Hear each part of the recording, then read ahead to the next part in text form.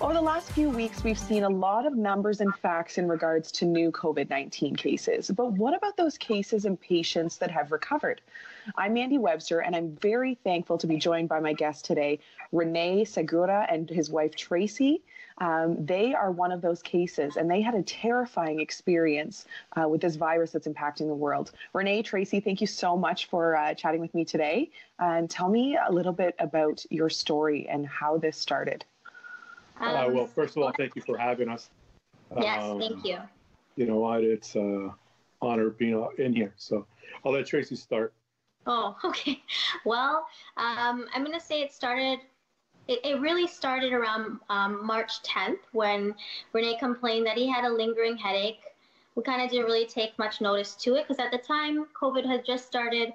They just started releasing information about what signs to look out for. And I know headache was one of them that was on the list, but he had just a lingering headache. We didn't really think much of it.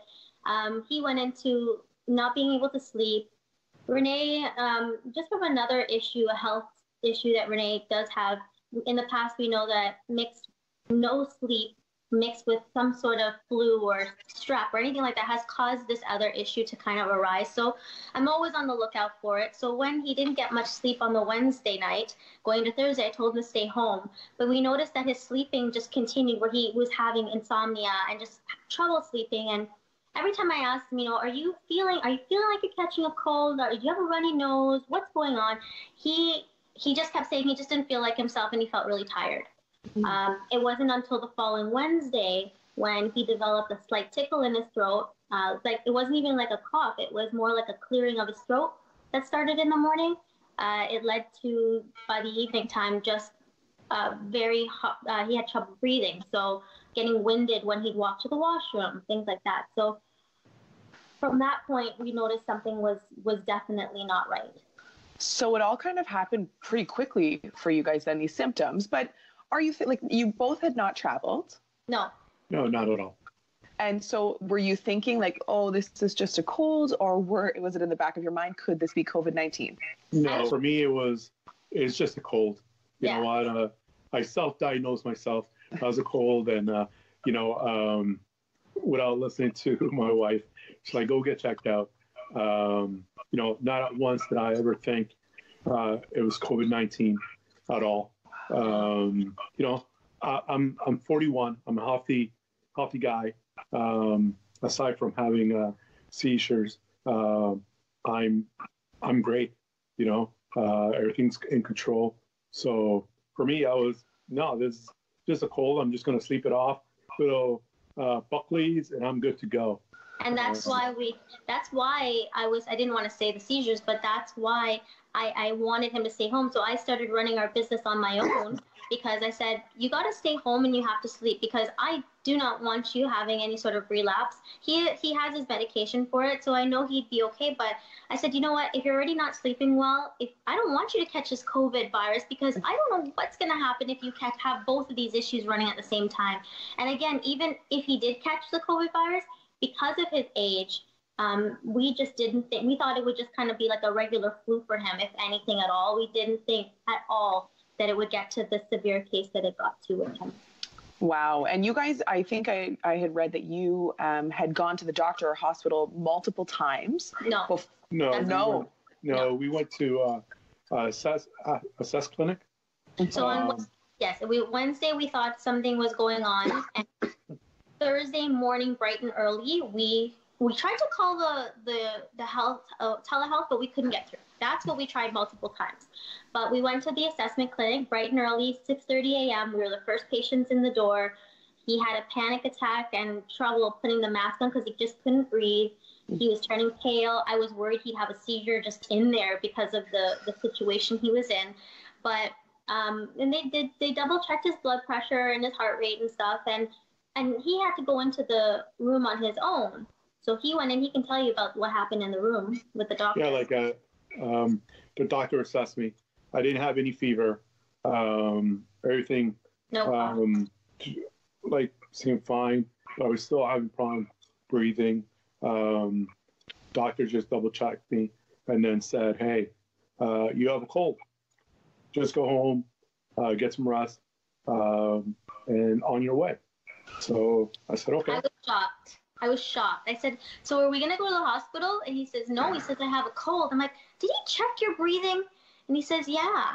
I'm like, okay, let's go home. And, you know, I didn't tell Renee at the time, but I was still in contact with my brother-in-law and my sister. She's an ICU nurse as well. And like, between the three of us just kind of bouncing ideas, we were still monitoring him, even though he wanted to believe the doctor was right and that he just had a cold and Buckley's is going to cure him. So at what point then did they actually test you? Was it not until you were in intensive care? Yeah. So I guess that night I couldn't breathe. And at that point, Tracy said, enough's enough. We got to go. You know, I have to put my foot down on today. Yeah, you need to, we need to get you to the hospital, get you checked out. Again, I was very hesitant on going. And then when we got there to the hospital to emerge, they said I would have to go in by myself. And Tracy wasn't allowed to go in with me. And already with the panic and just everything, I couldn't breathe. I didn't think I didn't want to do it without her. And it wasn't until she grabbed my face, looked into my eyes and said, Renee, you're going to be okay. Don't worry. I'm going to wait for you here. You're just going to be a couple hours. Let's just make sure you are okay. But don't worry, I am with you. And I went in. That was hard. I decided to go in. It was tough. Hard on him and hard on me. Yeah. And then as soon as I walked in, the nurse checked me out, told me to go sit down, relax. And then all of a sudden, she came back and took me to triage. And that's when things, for trauma. Took me to trauma and they started doing their test, giving me air. And I, at that time, still didn't know. And then they swabbed me at that point, just for COVID-19. When he went in there, if I can stop you, babe, when he went in, normal breathing is at 92. Renee went in at 72. And that was less than 24 hours of him actually seeing a doctor at the assessment clinic that he was at 72. He was showing signs of confusion the Thursday after we left the that clinic, and he was at home. He kept telling us a couple of times throughout the day. He told us that he felt the need to get dressed, and I said, "Well, where are you going?" And he was like, "I don't know."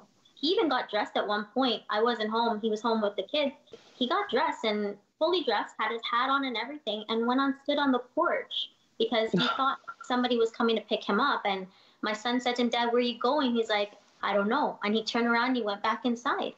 And like that's where we were. And when I said to him, "Hun, I feel concerned because you're showing these mild signs of confusion," he says, "No, the doctor says I have a cold and I haven't been sleeping. That's all it is." So I said to him, "Well, we'll shelf it for now." I said, because he was getting a little upset. And I said, "We'll shelf it, but in the morning, if this is still a problem, we're going to see a doctor." And then by the next morning, 1:30 in the morning, we woke up. He was having trouble breathing. He was making this weird sound when he was trying to catch his breath. He was getting winded. And I said to him, "Listen, if we got to go back and waste 5 hours at the hospital to hear another doctor say you have a cold, then I go, do this for me. Let's go. Make me happy. Let's go." But when I took him to emerge, there's this lobby section in between the front door and the triage section, and it had a little team. Pardon? Between registration and yes, between registration, this little lobby area, and it had a team of 3 in there, and they said because I had no symptoms, I couldn't go in with him. Mm-hmm. And what tore me apart was that I felt like he needed me, like I was comforting him, I was trying to calm him down. Who's going to be there to hold him and tell him, breathe, it's okay, you can get through it? He was going to be by himself. And there was one part of me that was like, agree with him, Tracy, and take him home so you can take care of him. And then there was this other part of me that said, Tracy, force him to stay. So I grabbed him and I cried and I held on to him at 4:30 in the morning outside outside area, and I just said, I can't go with you. You have to go. You have to do this. We need you. Your kids need you. I said, if you can't do it, I promise I will be right here waiting. It's only a 2.5-hour wait. I said, I'll sit on this bench. I won't move. And he went in, and I sat on that bench, and I just bawled. I can't even imagine emotionally how you guys got through those few days, especially with kids, being small business owners. Like, that is a lot. At the time, business didn't matter to me anymore. I just, like, it was the first time in like 4 years since owning this business that money I didn't care. I was like, I don't care at all. I to be honest, family is what held us together. And I was a mess.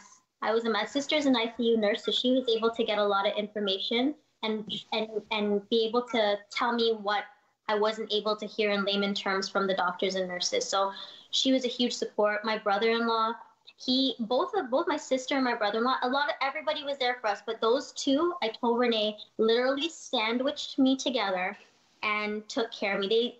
They took care of me so I could hear that voice of God just telling me, Tracy, he's gonna be fine. And it was so hard to hear that voice with all this noise happening, but the two of them just sandwiched me, and I was able to make it through. And Renee had all the support he needed, even though we were all isolated. So yeah, even though you couldn't be with him. Renee, tell me what it was like after they swabbed you and got you into the ICU, I'm assuming, and basically right on life support. Well, it was scary. It was very scary because I didn't know what was going on. I know I was having problems breathing, and just everything around me was, everybody else around me was sick. So, and I'm like, am I going to get COVID-19? I still don't have the answer that I have COVID-19. So it's very scary, and then I guess the scariest moment was after I got transferred to a room where I needed more air. And I was across from another gentleman that had just come in with, I'm not sure what kind of trauma he had, but he coded in front of me. And doctors, nurses, anybody that can help to do CPR was there, and just trying to get this gentleman back to life. And unfortunately, he didn't make it. My heart goes out to his family. And at that point in my life, and I tell this to everyone, it was a time where I decided to pray. I decided to activate my faith. I decided that I was gonna get myself ready because I wasn't sure if I was coming home. And I said to myself, Renee, you need to get ready. And I said, God, I need you right now. I need to go home. I need to go home to my wife and kids. I'm not going out this way. And I need strength. I need full strength of your faith to get through this. And sure enough, my battle began. And, I'm here, victorious, by the grace of God. So. And everyone is so happy that you are still here with us and to tell your story to other people. And what a terrifying story that is. Yeah, it is. It is a terrifying story, but if there's something that I saw while I was in and out, is the doctors at RVH and the nurses, the love, the compassion, to treat you like your son, to treat you like a brother, a sister, just that love, I was blown away.